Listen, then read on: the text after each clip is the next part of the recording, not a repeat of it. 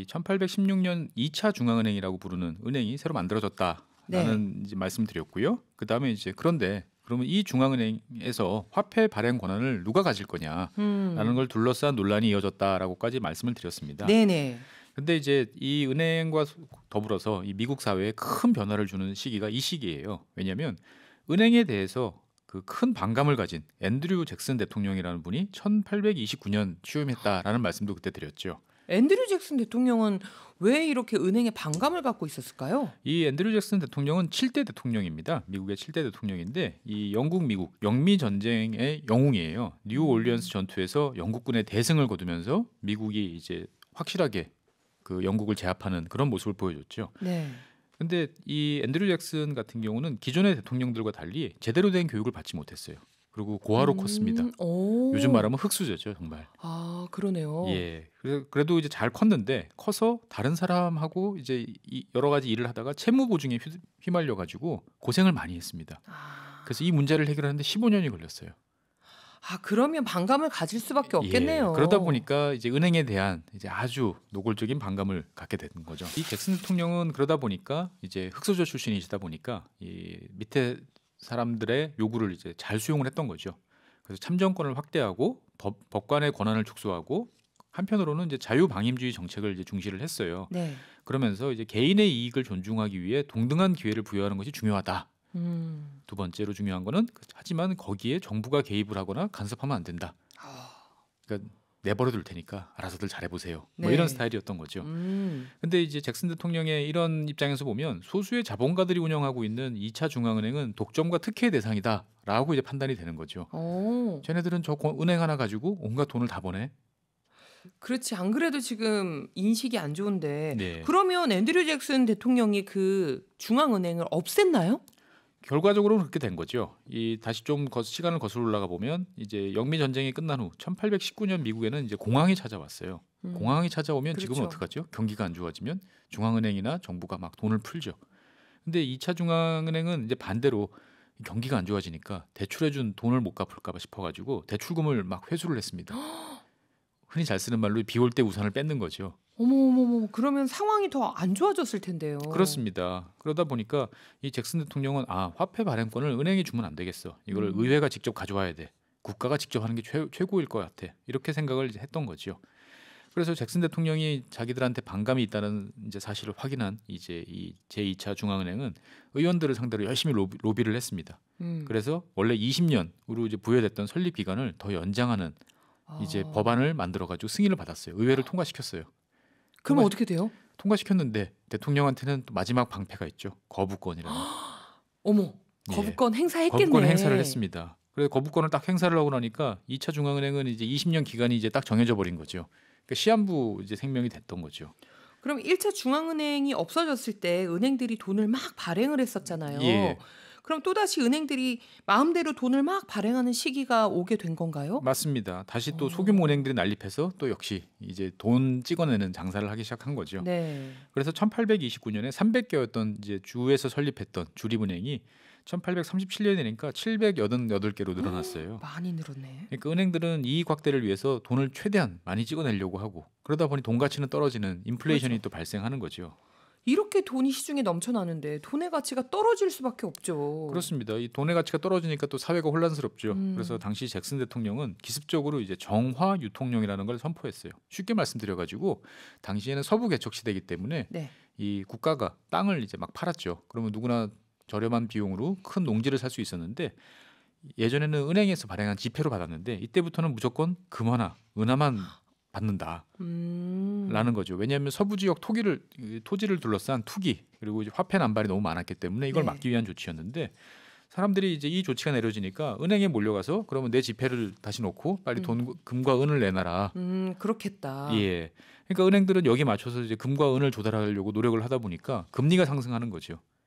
그러네요. 금리가 막 뛰니까 그럼 어떻게 되죠? 평소에 빠듯하게 살던 분들은 평소에 대출을 일으키신 분들은 대출 이자라든지 이런 게 그렇죠. 부담이 어마어마해지겠네요. 어마어마하게 커진 거죠. 그러다 보니까 파산하는 사람이 늘어나고 파산하는 사람이 늘어나니까 결국 은행이 또 이제 무너지기 시작을 하는 거죠. 네. 그래서 1837년 이제 금융공황이 발생했고 이 와중에 시한부 생명을 이제 연장하던 2차 중앙은행은 결국 문을 닫게 됩니다. 와, 진짜 엎친 데 덮친 격인데 예. 이런 혼란스러운 상태가 언제까지 지속이 되는 거예요? 우리 같았으면 지금 같으면 정부가 나서서 뭔가 대책을 세웠을 것 같은데 네. 미국은 그냥 내버려 뒀습니다. 야, 대단하다 예, 미국도. 뭐 망할 사람 망하고 시간이 네. 지나면 다시 시스템이 뭐 알아서 돌아가겠지 이런 이제 상황을 이제 참고 견디는 거죠.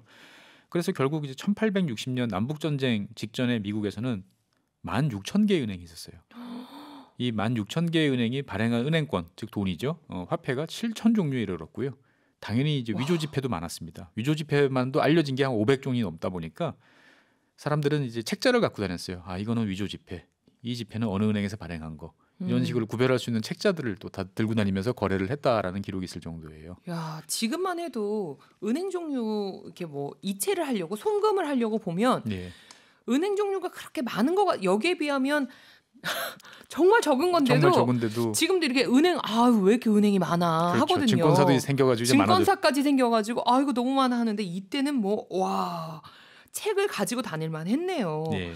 초창기 미국은 정말 금융계에 있어서 춘추 전국 시대와 같은 시대를 계속 보낸 것 같은데 그럼 남북 전쟁이 딱 일어나면서 전쟁이 해결사 역할을 한 건가요? 그렇죠. 이 예전에 말씀드린 것처럼 중앙은행은 나라가 주로 전쟁 때문에 큰 돈을 필요로 할 때 해결사 역할을 해주는 그런 존재였습니다. 남북 전쟁이 터지자 미국 그 의회는 그 1863년에 전국 통합법, 그다음에 1864년에는 국립은행법을 제정해서 연방 정부에 은행 설립 허가권을 부여했습니다. 이렇게 만들어진 국가은행은 이제 합중국 지폐라는 유나이티드 스테이츠 노트라는 지폐를 발행했는데 그 전과는 달리 녹색 잉크로 돈을 찍어냈습니다.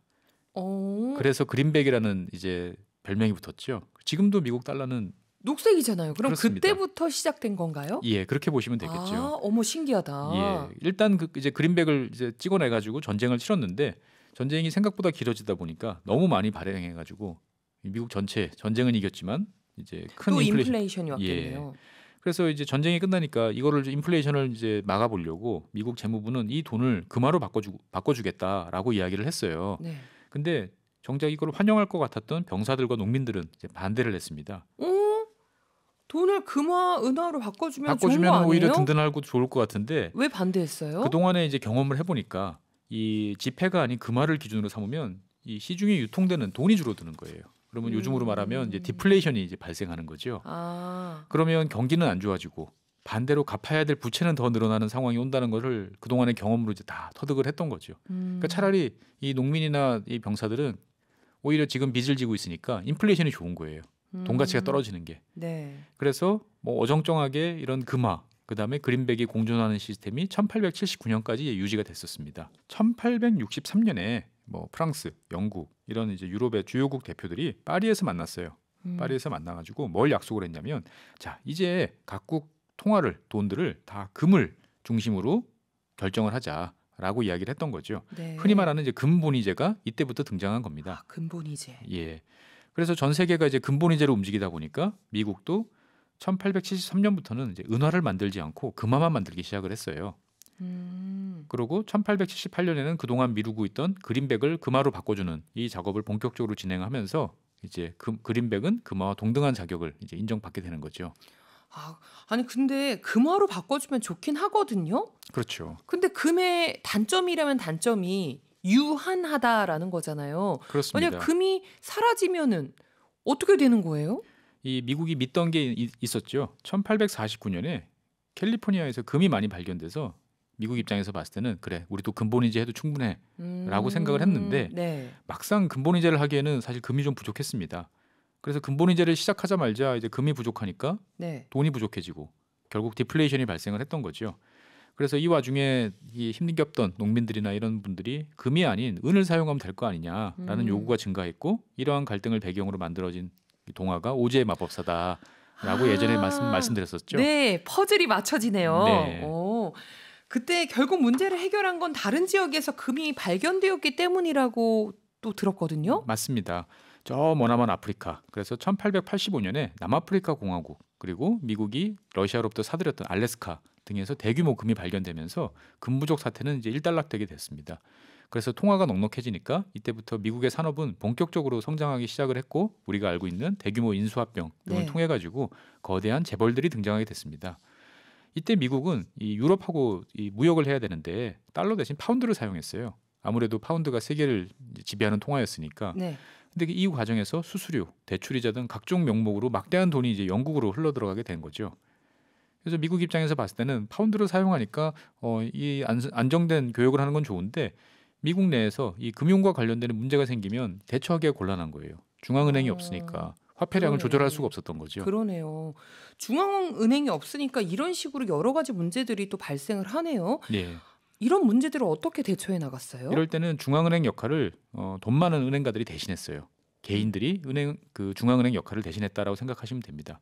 우리도 잘 알고 있는 뭐 모건, JP 모건, 예, 이런 이때 분들이 등장을 하는군요. 그렇습니다. 원래 그 모건 가문은 이 당시에 이제 최고의 은행가였는데 이 영국의 잉글랜드 은행과 같은 중앙은행을 만들어야 된다고 이제 계속 주장을 했어요. 그리고 결국 이 주장이 받아들여가지고 민간은행이 주도가 되는 중앙은행이라고 하는 연방준비제도가 등장하게 되었습니다. 우리가 부르는 페드가 이건가요, 그럼? 예, 그렇습니다. 연방준비제도 경제뉴스에서 맨날 듣는 연방준비제도 페드가 이때 등장을 하는군요. 예, 연방준비제도. 뭔가 이름도 좀 어색하죠. 은행도 아니고 이게 뭐지? 라고 우리는 보통 생각을 하는데 원래는 정부가 직접 은행을 만들려고 했어요. 근데 은행들이 격렬하게 반대를 합니다. 정부가 은행을 만들면 우리의 수입이 줄어든다. 그래서 은행들의 수익도 보장해주고 한편으로는 중앙은행이 통화정책도 운영하는 어중간한 모습으로 만들어진 게 현재의 미국의 연방준비제도라고 보시면 되겠습니다. 그래서 이렇게 되면은 연방이 이제 화폐 발행권을 가지는 거잖아요. 네, 저는 이게 굉장히 신기했었어요. 아니 어떻게 화폐를 찍어내는데 국가가 관여를 안 하지? 예. 미국은 정말 대단한 나라구나. 그렇습니다. 신기하다라고 미국은 생각했거든요. 다르게 이제 생활을 해왔기 때문에 이게 당연하게 느껴졌던 거죠. 이거를 이런 다른 이제 역사적인. 유럽식으로 바꾸려고 하다 보니까 오. 이 각 개별 주들이 이제 반대하는 거죠. 우리로서는 이해가 잘 안 되는 거죠. 아니 국가가 한다는데 왜 지방에서 난리야? 네. 이렇게 생각을 하는 거죠. 그래서 결국은 타협을 봅니다. 연방준비제도는 미국 전역에 12곳의 준비은행을 이제 설립하는 걸로 해결을 봅니다. 12곳의 준비은행이 있는 거예요? 예. 그래서 우리가 잘 알고 있는 있을만하다 생각하는 뭐 보스턴, 뉴욕, 필라델피아 이런 것도 있는데요. 여기 왜 있지 싶은 뭐 클리블랜드, 세인트루이스, 캔자스시티, 댈러스, 캔자스. 예, 그리고 샌프란시스코 뭐 이런 곳에 있어요. 주로 잘 위치를 지도에서 살펴보시면 주로 동쪽, 동부나 중서부에 위치하고 있고요. 네. 지금 경제가 아주 활발하게 움직이고 있는 서부에는 샌프란시스코 한 곳만 있어요. 왜 그랬지? 이게 이 당시에 이 미국 19세기의 이제 경제 상황을 잘 보여주는 것이었죠. 가장 힘이 센 곳이 이제 동부나 중서부 쪽이었군요. 예, 서부는 이제 개척 시대였으니까 하나만 있으면 되지 이렇게 생각을 했던 겁니다. 이 12곳 가운데 누가 뭐래도 제일 힘과 영향력이 센 곳은 당연히 뉴욕 연방준비은행입니다. 12곳으로 나뉘어 있긴 하지만 일은 어떻게 같이 해야 되잖아요. 그렇습니다. 그러다 보니까 이제 워싱턴에 연방준비제도 이사회 FRB라고 하는 이것이 이제 만들어져서 이곳에서 전체를 이제 운영하는 일을 하고 있는 거죠. 어쨌거나 연방준비제도가 도입되면서 은행이 부도나거나 또는 심각한 경제난이 벌어지면 이곳에서 직접 뒷받침을 하거나 자금을 투입하는 그래서 이 전체 경제 시스템을 유지하는 최후의 방어선 역할을 이제 지금까지 하고 있는 거죠. 이런 식으로 저희가 그 경제 뉴스 전할 때도 그래서 이제 회의를 또 한다. 네. 뭐 잭슨홀에서 또 뭐 그렇습니다. 미팅이 있다. 그럼 12개 은행장들이 모여서 서로 네. 합의를 봐야 되는 거죠. 그래서 왜 저렇게까지 해야 되나 했는데 이 모든 스토리가 이런 내막을 가지고 있었군요. 그렇습니다. 배경이 다 있는 거죠. 이렇게 중앙은행 역할을 하는 기관이 만들어지면서 달러를 안정화시키는 노력을 했을 텐데 그러면 언제부터 달러가 지금처럼 세계를 대표하는 기준 통화가 된 건가요? 전쟁 덕분이죠. 제1차 세계대전 이후부터 달러가 국제 통화로 이제 자리를 잡게 됩니다. 이 당시 영국, 프랑스 등은 이 전쟁에 필요한 엄청난 물자를 대부분 미국에서 조달을 했어요. 돈이 없으니까 외상으로도 막 사갔죠. 네. 그러다 보니까 이제 큰 빚을 지게 됐습니다. 그래서 이 빚을 결국 전쟁이 끝난 다음에 갚아야 되니까 막대한 양의 금이 이제 미국으로 몰려들 수밖에 없는 거죠. 그렇게 해서 든든한 이 금의 뒷받침을 받게 된 달러는 안정되고 강력한 통화가 되었습니다.